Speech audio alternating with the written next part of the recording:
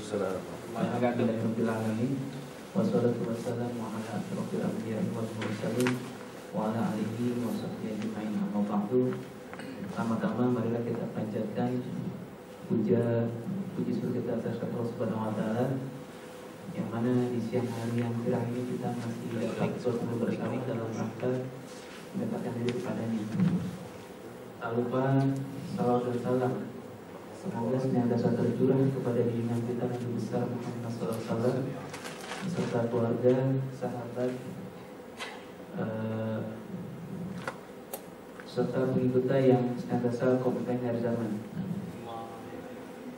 Bapak-bapak yang dimuliakan Allah Subhanahu wa taala, pada kesempatan kali ini kajian zuhur setiap hari Kamis yang kita laksanakan akan mengangkat tema yang berkenaan dengan urgensi dari ibadah haji buat saudara-saudara kita yang memiliki kesempatan pergi haji pada saat ini. Kemudian juga Idul Kurban yang saudara kita laksanakan, yang keterkaitannya dengan penyelesaian masalah-masalah yang ada pada umat Islam pada saat ini. Jadi urgensinya dalam rangka menyelesaikan problematika umat pada saat ini. Telah hadir di belakang kita yaitu Al-Ustaz Yusri Fajar yang sedianya akan menyampaikan kajian pada siang hari ini. Untuk berusaha waktu kepada Al-Ustaz, kami persilakan. Jadi kita ada waktu sekitar 40 menit, mungkin sekitar 30 menit kita pergunakan. Ustaz mohon bisa menyampaikan kajian, kemudian sekitar 10 menit nanti kita pergunakan buat tanya.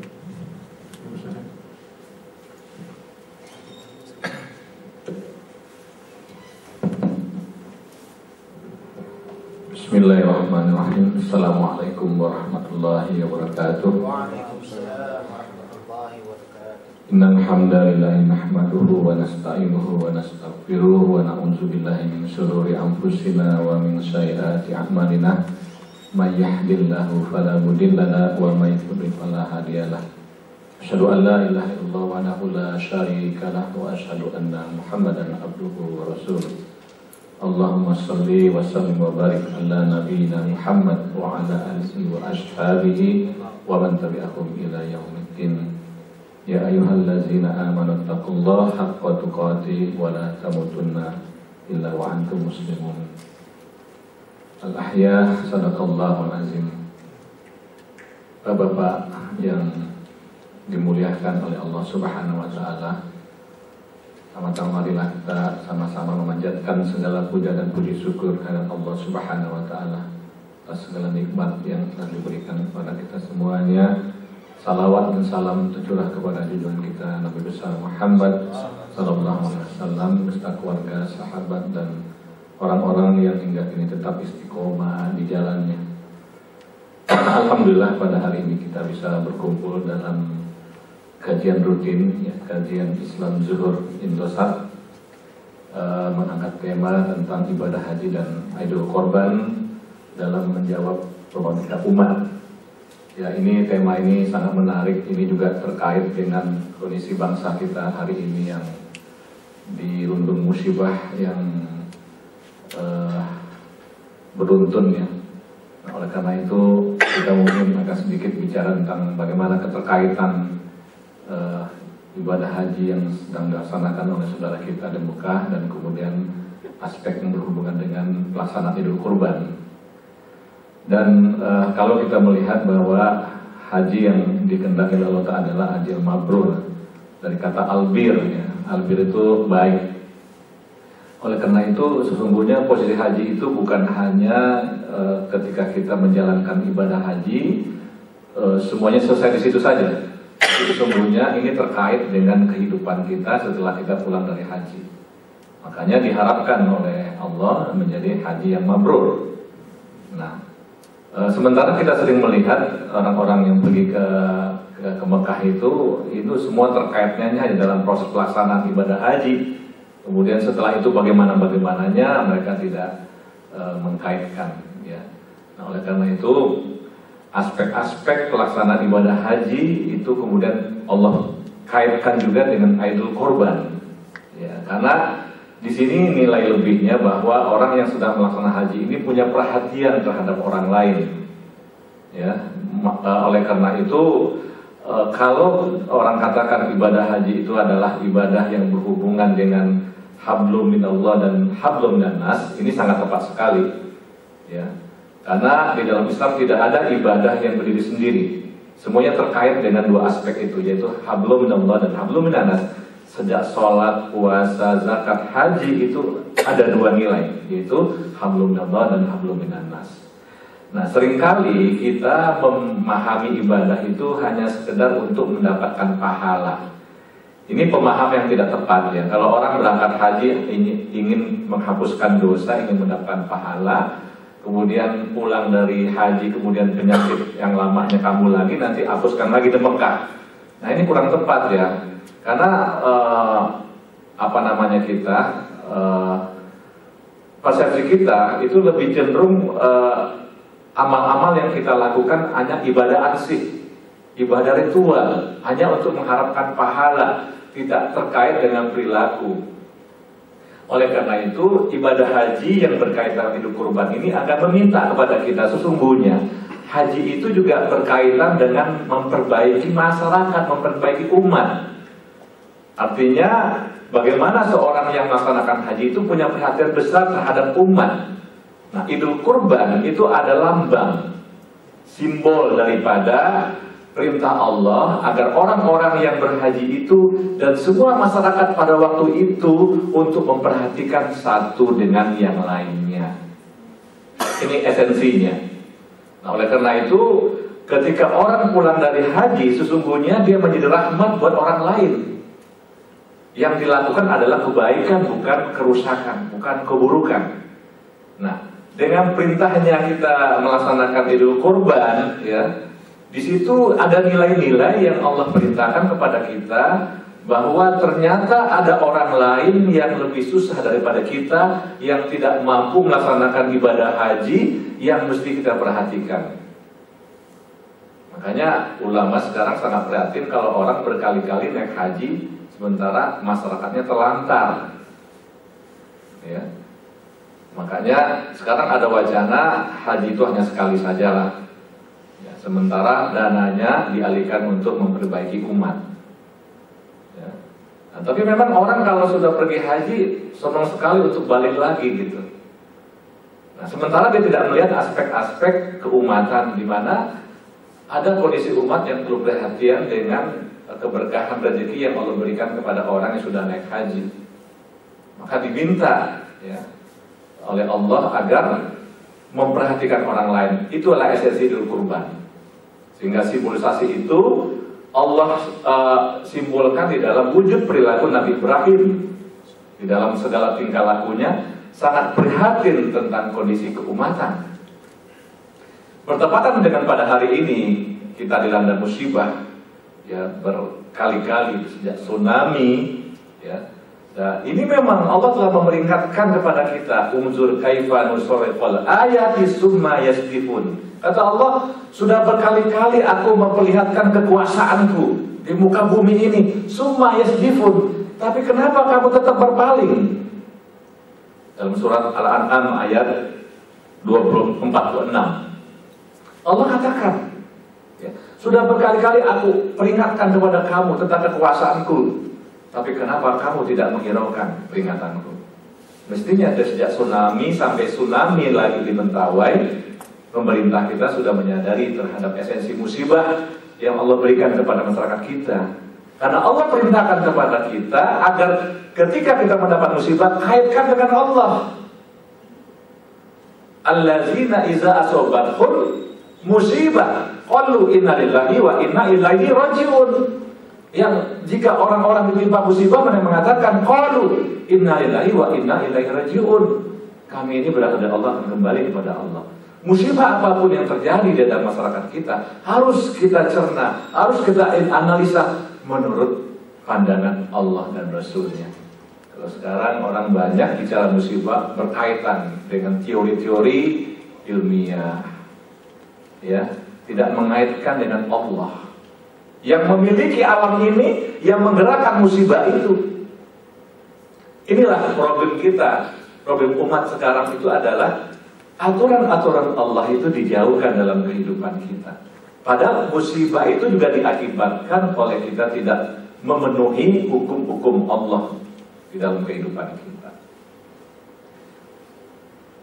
Kemudian dengan adanya pelaksanaan ibadah haji pada hari ini, maka terkuatlah segala kemudahan-kemudahan yang Allah berikan kita untuk saling membantu satu dengan yang lainnya. Maka daging-daging yang kita potong, yang kita tebarkan kepada orang-orang yang kena musibah, bukan daging dan darah itu yang Allah lihat, tapi ketakwaan kamu kepada Allah yang Allah lihat. Daging itu hanya simbolisasi. Jadi kalau ada orang berebut daging, nah ini nggak ngerti Idul Kurban ini. Oh, saya palaknya, ya berebut detek duluan gitu kan. Ini nggak ngerti Idul Kurban. Sesungguhnya sikap takwa itu yang Allah minta kepada orang yang motong kambing, yang ikut membantu Idul Kurban. Ketakwaan kepada Allah itu yang harus kita miliki setelah kita melaksanakan Idul Kurban. Bukan berebut makan kambing, berebut masak yang enak. Nah ini sering terjadi pemahaman umat terhadap Idul Kurban menjadi tidak duduk, tidak tegak dengan sebaik-baiknya. Insya Allah apabila kita kembalikan segala musibah ini kepada Allah, Allah akan memberikan jawabannya. Pasti. Karena jelas kita yakin betul segala sesuatu yang ada di muka bumi ini adalah Allah yang menggerakkan. Ya. Bukan karena gunung itu ada juru kuncinya sehingga gunung tidak meletus. Masih ada orang berkeyakinan itu mungkin gunungnya nggak dikunci rapat tuh. Ya, sehingga yang kuncinya meninggal. Ya. Semuanya adalah kembali kepada Allah Subhanahu wa Ta'ala. Oleh karena itu pada hari ini mungkin ini peringatan Allah kepada kita semuanya. Imam Ibnu Qayyim pernah mengatakan sesungguhnya musibah-musibah yang Allah berikan kepada kita adalah teguran kepada kita semuanya. Makanya perlu ada tobat nasional mungkin ya. Tapi kadang-kadang tobat nasional sudah dicanangkan tetap aja kumat lagi, bukan tobat jadi tobat kumat. Ya lihat aja sekarang anggota DPR itu musibah-musibah terjadi di negeri yang dicintainya, dia jalan-jalan ke luar negeri, di mana hati nuraninya. Kita tidak bicara masalah soal ini logis atau tidak logis, ilmiah tidak ilmiah. Kita bicara hati nurani di sini. Pantas nggak ketika saudara kita kena musibah, kemudian mereka bersenang-senang di sana? Pantas kalau wartawan kemudian banyak mengkritisi tentang sikap para pemimpin kita ketika negara kita dilanda musibah. Apa itu musibah? Musibah itu dari bahasa Arab as-sabah, artinya menimpa, mengenai, dan memusnahkan. Ya. Oleh karena itu Rasulullah mendefinisikan musibah adalah segala sesuatu yang tidak mengenakkan hati manusia itu namanya musibah. Nah makanya dikatakan ketika menghadapi musibah itu adalah inna lillahi wa inna ilaihi raji'un. Bukan orang buat meninggal aja. Kadang-kadang orang sakit, kenapa sakit ya? Inna lillahi wa inna ilaihi raji'un. Jangan doain gua meninggal katanya. Nyangkanya meninggal, padahal tuntunan syariatnya ketika orang dapat musibah apapun musibahnya tetap kembalikan kepada Allah. Nah inilah kunci sekarang. Kalau kita negara kita ini ingin menjadi lebih baik untuk hari esok, semuanya fenomena kejadian-kejadian alam, musibah, kan? Musibahnya ada dua, ada musibah alam, ada musibah politik, musibah sosial. Musibah alam ya bencana alam, musibah politik yang tadi itu, yang masyarakat kita, negara kita lihat komponen masyarakatnya tawuran, ya, kejahatan dan macam-macam. Pada dasarnya kalau kita lihat penyebab-penyebab musibah itu banyak sekali. Tapi mungkin yang di Indonesia ini bisa kita ungkapkan dalam satu surat ya, di dalam surat An-Nahl ayat 112.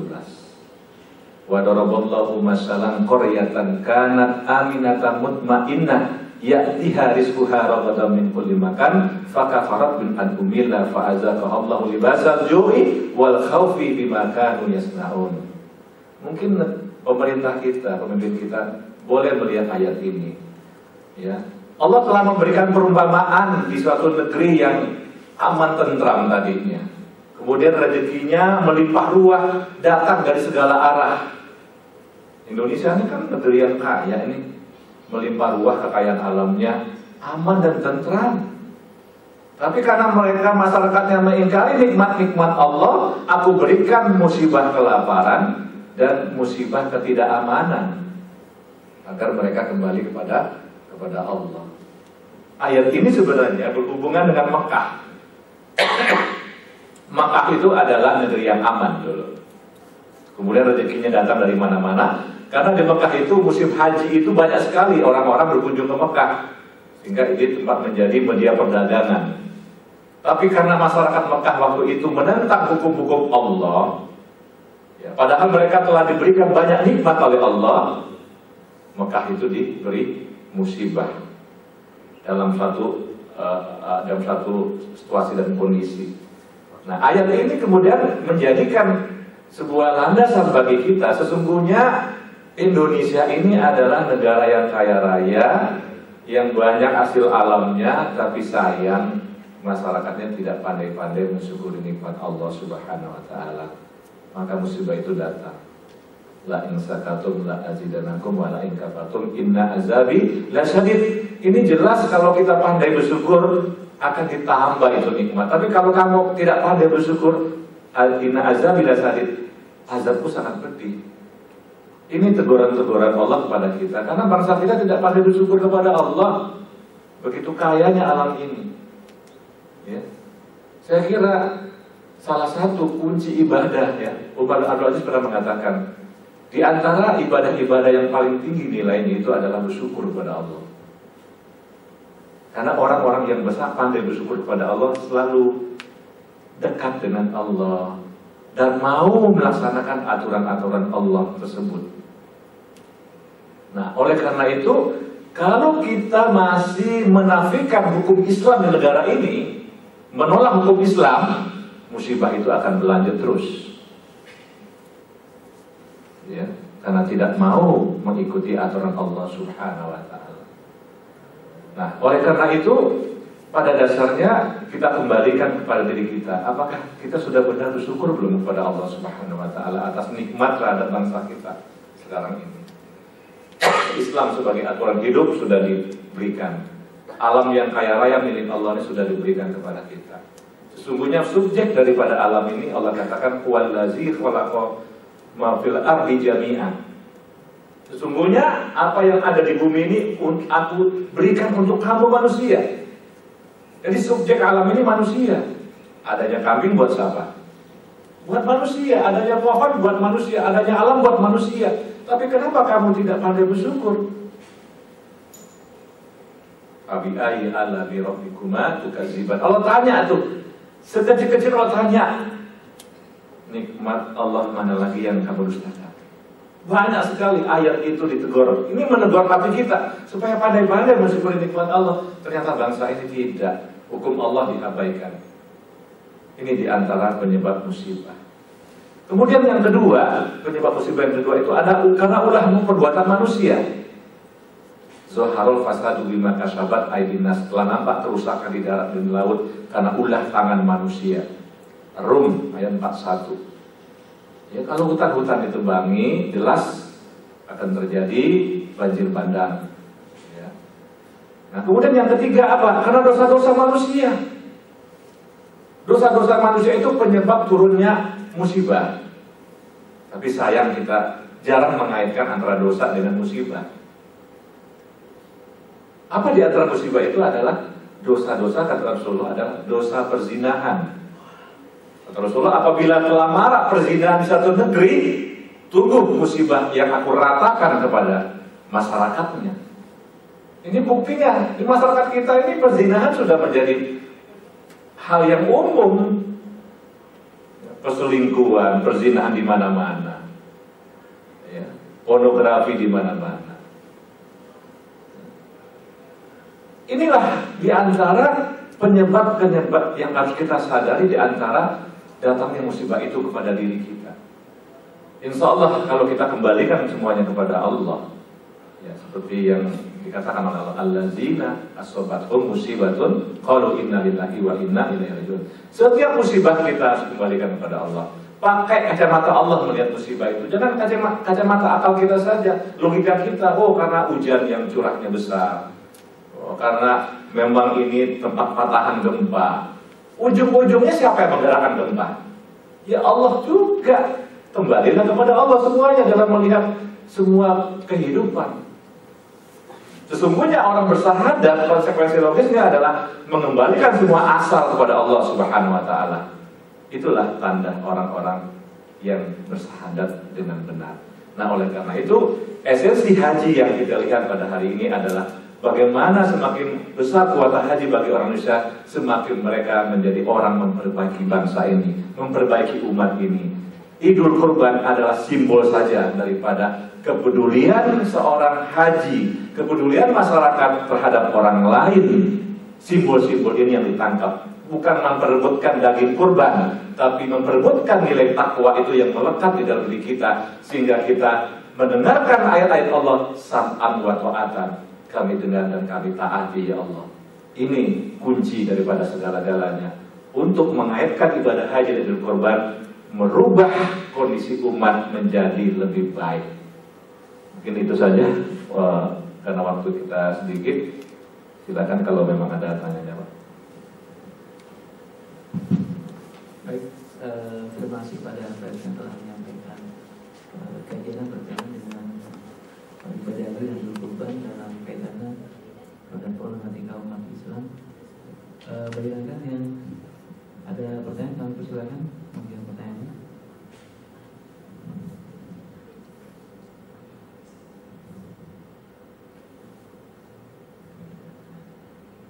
Ada pertanyaan?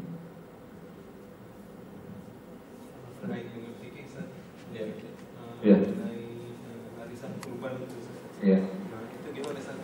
Secara fikih dan konteks memaknainya itu gimana gitu, Ustaz? Iya. Kalau untuk fikih jelas pro dan kontra tetap ada ya, selama mengaitkan hukum fikih dalam pelaksanaan Idul Kurban kalau itu melalui arisan ya. Nah, sama dengan arisan haji yang pada kesimpulannya jumhur ulama mengatakan haji itu kan adalah sesuatu yang apabila sanggup kita untuk melaksanakannya, di mana kita tidak bisa ya dengan haji itu melakukan sesuatu yang mengisyaratkan ketidakmampuan kita untuk melaksanakan sampai berutang gitu. Nah, arisan pada dasar juga bisa dikatakan nilainya berutang, tapi berutangnya bukan dalam utang yang sebenarnya, itu hanya giliran saja kan, nah, tapi dia terkait dengan utang. Misalkan kalau dia pulang dari haji utangnya kagak dibayar, bermasalah kan buat dia. Itu adanya, jumlah mengatakan itu adalah semacam pemaksaan terhadap suatu kewajiban yang Allah perintahkan ketika dia mampu untuk melaksanakan. Nah, arisan Idul Kurban ini memang masih pro dan kontra ulama menyikapi hukum fikihnya. Tapi yang jelas bagi kita harus melihat sesungguhnya Allah membebani kita itu sesuai dengan kemampuan kita. Ya kalau misalkan kita belum ada rezeki ya nggak apa-apa, masih banyak amal-amal lain yang bisa kita laksanakan. Ya. Saya pribadi memandang ketika ada pro dan kontra ini adalah Allah menanyakan kita dalam ibadah itu kita punya keleluangan, kemampuan untuk bisa melaksanakannya. Dan amal-amal itu jangan dilihat satu sisi saja. Contohnya soal akikah sekarang. Ya, Mama Dede mengatakan akikah itu seolah-olah wajib ya. Tergadai kata Mama Dede. Jadi ibu-ibu memahami, wah kalau begitu Ustaz, kalau udah tua juga akikah katanya. Karena wajib kayaknya. Udah tergadai orang tergadai orang sebelum dia melaksanakan akikah.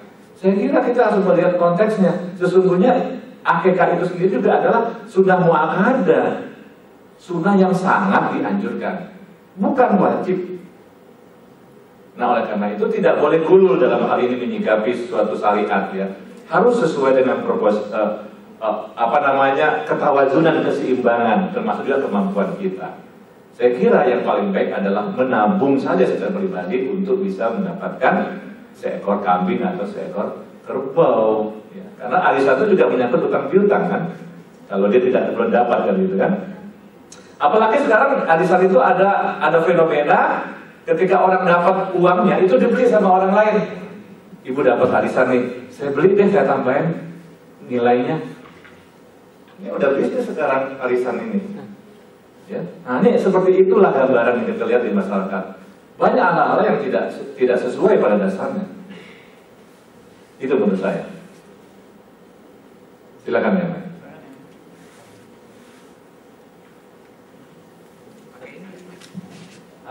Untuk masalah kurban gitu, ada yang bilang gitu orang-orang di tetangga gitu kalau sebelum akikah nggak boleh kurban dulu katanya gitu.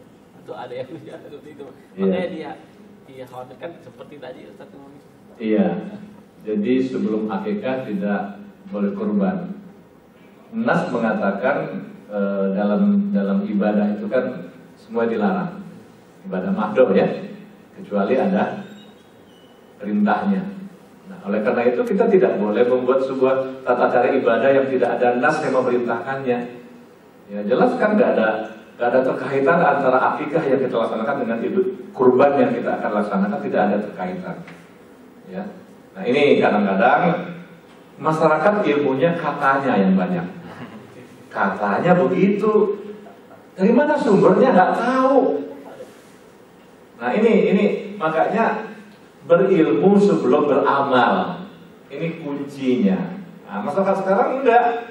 Mereka banyak ikut katanya-katanya. Nah ini saya kira ya mereka itu harus kembalilah kepada Quran dan Sunnah untuk beramal itu ya. Nah, marilah kita belajar. Insyaallah kita akan ngerti posisi kalau begitu.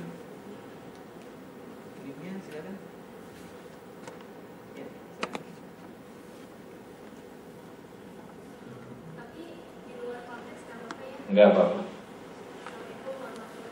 Waalaikumsalam warahmatullahi wabarakatuh.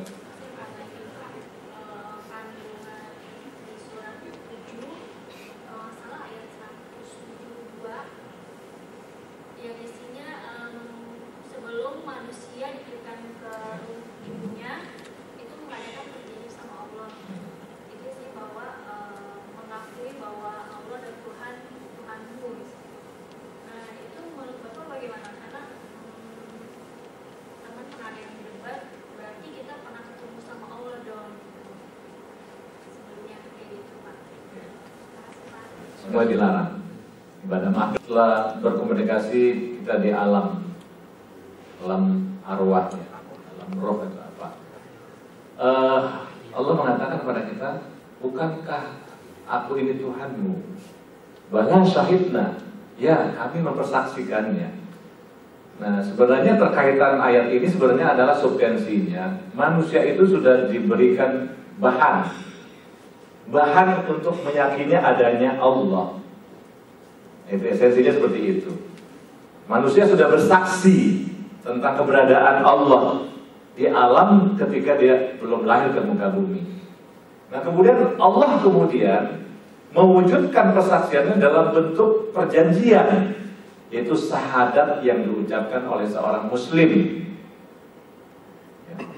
Kemudian yang kedua, nilai yang kedua adalah secara fitrah tidak ada manusia yang tidak percaya kepada adanya Tuhan. Semua manusia pada dasarnya kalau dia mengikuti hati nurani yang bersih, yakin betul ada Allah yang menciptakannya. Nah, jadi tadi bukan seperti itu ya, bukan pernah ketemu Allah, bukan seperti itu maknanya. Maknanya adalah esensinya itu adalah kita sudah diberi oleh Allah bahan untuk meyakini adanya Allah, diperkuat setelah kita keluar dari perut ibu kita dengan syahadat. Selain kita mempersaksikan Allah, kemudian kita mentaati Allah. Itulah syahadat. Syahadat itu konsekuensinya adalah dia harus taat kepada Allah, taat kepada Rasulullah SAW. Jadi makna daripada ayat itu adalah bahannya sudah ada sejak kita masih di alam arwah, di alam roh. Nah, jadi tidak ada hubungan dengan ketemu dengan Allah di alam roh gitu ya. Nah, insyaallah itu yang lebih tepat kemaknaan. Baik, ada lagi? Satu lagi? Masih ada pertanyaan? Ya, silakan. Waalaikumsalam. Waalaikumsalam. Mohon bahasanya ada salah satu hadis yang menjelaskan orang siapa yang sudah sanggup berkurban tapi dia tidak mau berkurban, ya dekati masjid-masjid pun rasanya. Ya. Hadis ini sebenarnya hadis anjuran kepada kita untuk bersegera untuk melaksanakan sebuah ibadah kurban. Nah, memang ketika kita punya kemampuan, ya dianjurkan oleh Allah untuk menunaikan kemampuan itu. Tapi ketika kita tidak mampu, ya tidak juga dipaksakan oleh Allah untuk menunaikannya. Nah, tapi memang yang paling baik adalah kita berusaha untuk bisa memenuhi perintah Allah itu. Jangan sekedar hanya menanyakan, wah uang saya nggak cukup ini, padahal ada. Halal lagi uang itu kan? Ya segerakan aja. Kalau misalkan sapi ya mungkin dengan patungan, kalau kambing ya harganya relatif kan bisa terjangkau oleh kita. Saya kira kembali kepada niat kita yang ikhlas. Ya, jadi hadis itu adalah dorongan-dorongan, ya, fadul amal, ya, menganjurkan untuk beramal segera untuk menunaikan ibadah yaitu Idul Kurban. Gitu. Baik, kalau sudah tidak ada, marilah kita akhiri pertemuan kita pada hari ini dengan mengucap hamdalah. Alhamdulillah. Ini aja bisa kami sampaikan ya. Mudah-mudahan bisa memberikan pencerahan kepada kita semua. Yang selalu saudara kita akan melaksanakan hari raya Idul Kurban. Mudah-mudahan terkait dengan problematika umat melalui hari raya Idul Kurban ini kita bisa meningkatkan kepedulian kita kepada saudara-saudara kita yang sedang tertimpa bencana.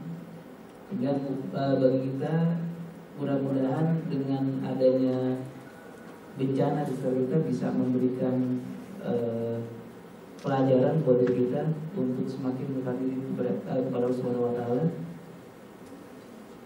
Ini aja, Wassalamualaikum warahmatullahi wabarakatuh.